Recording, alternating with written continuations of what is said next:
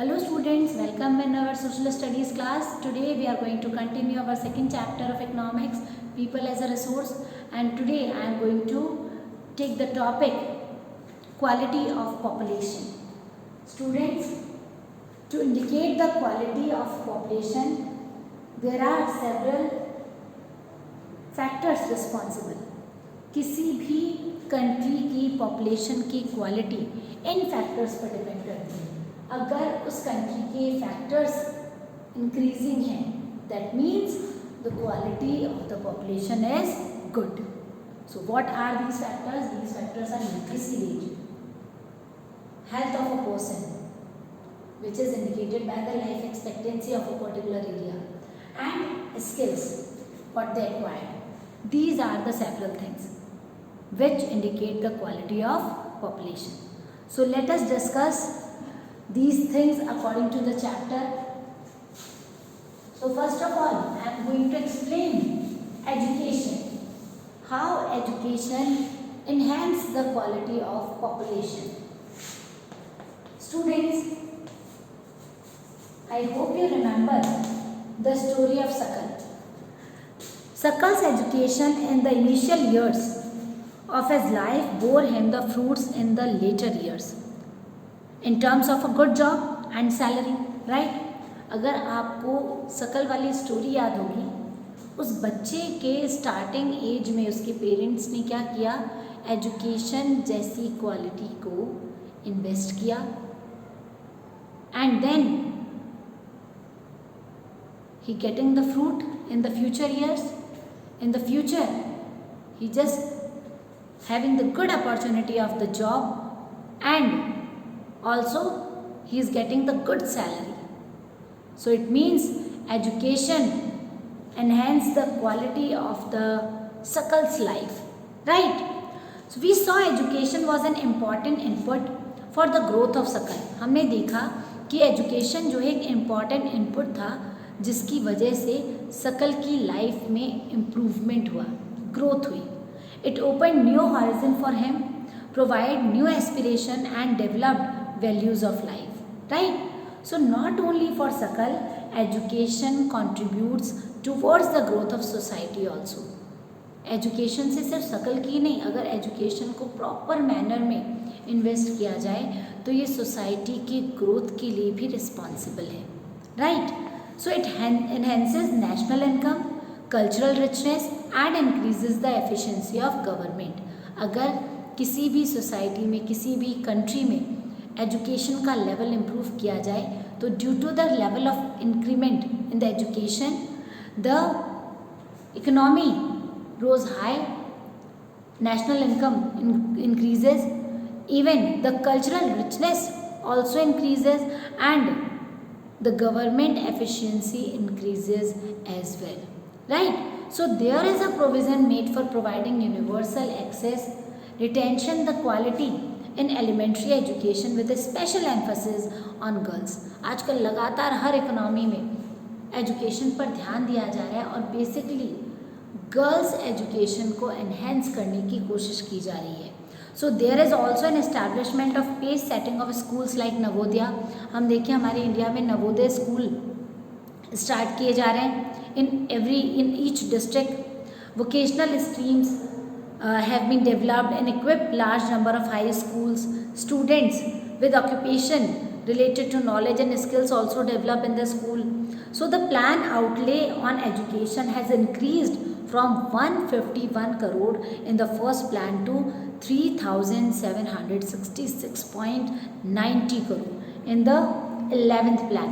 आपको पता है हर कंट्री जो है, बेसिकली हम तो अपने इंडिया की बात कर रहे हैं, in India for the development 5-year plans and policies launched every 5 year.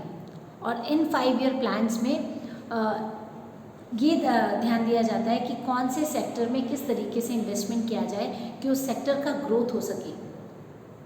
जब ये पॉलिसी स्टार्ट हुई थी 1951 में फर्स्ट टाइम, तो उस समय एजुकेशन के लिए 151 करोड़ का इन्वेस्टमेंट किया गया in first plan, first 5-year plan. और जब तक 11th प्लान आया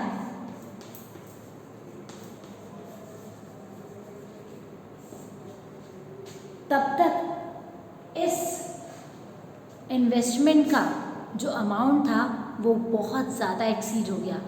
5 ईयर प्लान में 11th 5 ईयर प्लान में 3,766.90 करोड़ का इन्वेस्टमेंट किया गया। Right, so the expenditure on education as percentage of GDP rose from 0.64% in 1951-52 to 3.0% in 2015-16। अगर हम इन्वेस्टमेंट की बात करें कि एंटायर जो खर्चे का इन्वेस्टमेंट इन द परसेंटेज कितना होता है, फर्स्ट 5 ईयर प्लान में ये इन्वेस्टमेंट 0.64% था और ये 2015-16 में बढ़कर के 3.0% हो गया। ठीक है, and has remained stagnant around 3% from past few years. Now the budgetary of Indian government, the budget system of Indian government estimates that it is stated that in the budget documents of Union State Government, Reserve Bank of India, the expenditure on education as a percentage of GDP has declined to 2.7%. हालांकि union state government में थोड़ा सा जो investment है वो decline हुआ, लेकिन फिर भी लगातार लिटरेसी रेट जो है उस पर फ़र्क नहीं आया। लिटरेसी रेट लगातार बढ़ता जा रहा है गवर्नमेंट का, कंट्री का हमारे। So the literacy rate have increase from 18% in the year 1951 to 74% in the year 2010 to 11। जहाँ 1951 में लिटरेसी रेट कितना था, 18% था, वो इंक्रीज़ होकर के 74% हो गया। जब हमारा देश आज़ाद हुआ उस समय तक लिटरेसी बहुत ज़्यादा डिक्रीजिंग थी, लेकिन समय के साथ साथ इस लिटरेसी रेट में काफ़ी इम्प्रूवमेंट देखने को मिली। 1950-51 में लिटरेसी रेट था एंटायर इंडिया का 18%, जो कि इंक्रीज़ होकर के 2010-11 के एस्टिमेट्स के अकॉर्डिंग 74% हो गया है। So literacy is not only a right, it is also needed in the citizen are to perform their duties and enjoy their right properly.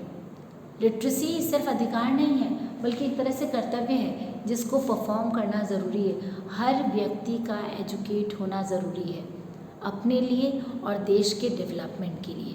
Right, literacy among males is nearly 16.6% higher than females and it is about 16.1% higher in urban areas as compared to rural areas।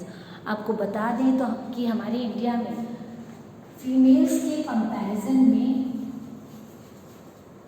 Mails का literacy ratio जो है वो increasing है in comparison to females and even the urban areas are having more literacy in comparison to rural areas. Urban areas में और mails में देश में लिटरेसी लेवल ज़्यादा है। राइट, अगर हम अर्बन रूरल को कंपेयर करें तो अर्बन एरियाज़ में और मेल फीमेल को कंपेयर करें तो मेल्स में लिटरेसी रेशो ज़्यादा नज़र आएगी। Literacy rates varied from 94% in Kerala to 62% in Bihar. और देखो एक बात और है बेटा कि पूरे एंटायर इंडिया में लिटरेसी रेशो एक इक्वल नहीं है, इसमें वेरिएशंस हैं।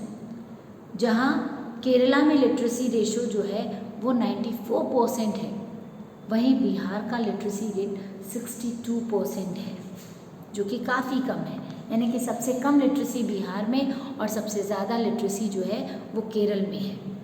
Unfortunately this huge expansion of schools have been diluted by the poor quality of schooling and high drop outs rates. देखिए, the primary school system has expanded to over 8.58 lakh in 2013-14। लगातार primary schools की संख्या बढ़ती जा रही है, लेकिन दुर्भाग्य की बात यह है कि इतने ह्यूज एक्सपेंशन की वजह से जो क्वालिटी एजुकेशन है, स्कूलिंग की जो सुविधाएं हैं वो बहुत ही पुअर क्वालिटी की है और इसीलिए स्कूलिंग में ड्रॉप आउट रेट जो है काफ़ी ज़्यादा है। और उसको संभालने के लिए एक मिशन चलाया गया है और इसको नाम दिया गया है Sarva Shiksha Abhiyan. It is a significant step towards providing elementary education to all children in the age group of 6 to 14। ये जो मिशन है ये बेसिकली ये कदम है किसके लिए, 6 to 14 ईयर्स एज के बच्चों के लिए, कि उनके लिए एलिमेंट्री एजुकेशन कंपलसरी किया जा सके। So it is a time bound initiative of the central government in partnership with the states, और ये मिशन जो है वो सेंट्रल और स्टेट गवर्नमेंट पार्टनरशिप में फुलफिल करती है। Right, hope you understand. Now the local along with that bridge courses and back to school campaigns have been initiated to increase the enrollment in the elementary education। और भी programmes चलाए जाने government के द्वारा, इसमें bridge course system and back to school ऐसी ही campaigning है जिसकी वजह से एनरोलमेंट जो है एलिमेंट्री स्कूल्स में वो बढ़ाने की कोशिश की गई है। इतना ही नहीं, mid day meal scheme has been implemented to encourage attendance and retention of children and improve their nutritional status। जो गवर्नमेंट ओरिएंटेड स्कूल्स हैं उनमें मिड डे मील की व्यवस्था भी की गई है ताकि बच्चों को न्यूट्रिशियस फूड दिया जा सके और इसी लालच में बच्चों का जो एनरोलमेंट है स्कूल में वो इंक्रीज़ हो सके। So these policies could add to the literate population of India. इसकी वजह से जो हमारा लिटरेसी रेशो है इंडिया में वो इंक्रीज़ होता जा रहा है, 18% से 74% हो गया है और आने वाले समय में पॉसिबिलिटीज़ है कि और भी ज़्यादा इंक्रीज़ होगा। So the 12th plan endeavored to raise the country's gross enrollment ratio in a higher education in the age group of 18 to 23 years to 25.2% by 2017-18 and to reach the target of 30%। 12th जो plan है उसमें ख़ास तौर से gross enrolment ratio जो है basically 18 से 23 साल के बच्चों का हायर एजुकेशन में इसको 25.2% था 2017-18 में और इसे बढ़ा करके 30% करने की कोशिश की गई है 2020-21 के सेशन ईयर में, which would be broadly in line with world average, जो कि बिल्कुल वर्ल्ड एवरेज के बराबर है। So the strategy focuses on increasing access, quality, adoption of state-specific curriculum, modification, vocationalization and networking on the use of information technology। और इसके लिए बहुत सारे इनिशिएटिव लिए गए हैं, information technology, vocalisation, specific curriculum modification, इन सबको जो एलिमेंट्री एजुकेशन है उसमें इम्प्रूवमेंट लाने के लिए इन्वॉल्व किया गया है। So the plan also focuses on distance education to convergence of formal, non formal, distance and IT education institution and over the past 50 years there have been significant growth in the number of university and institution of higher learning specialized areas. लगातार हमारे India में basically अगर हम पिछले 50 सालों की बात करें तो number of universities, institution, higher learning specialized areas ये लगातार बढ़ते जा रहे हैं। So according to the above discussion, it is very clear, it is very obvious that every year the number of colleges, universities are increasing and due to these policies the enrollment of students and recruitment of teachers are also increasing day by day and this is a good impact over the educational development। लगातार हमारी government की कोशिश रहती है कि education का जो भी क्राइटेरिया है इसमें काफ़ी इम्प्रूवमेंट लाया जाए, तो नए नए मॉडिफिकेशन किए जा रहे हैं ज़्यादा इजीली एजुकेशन को इजी बनाने के लिए। साथ में लगातार स्कूल्स, कॉलेजेस, यूनिवर्सिटीज़ इनको डेवलप किया जा रहा है, ज़्यादा से ज़्यादा टीचर्स को इसमें जॉब अपॉर्चुनिटीज़ मिल रही है ताकि एंटायरली जो लिटरेसी रेट है उसको इंक्रीज़ किया जा सके। Hope you understand the literacy, the education topic well. Now, the health is in my next video. We will discuss about health in my next video. Thank you and have a nice day.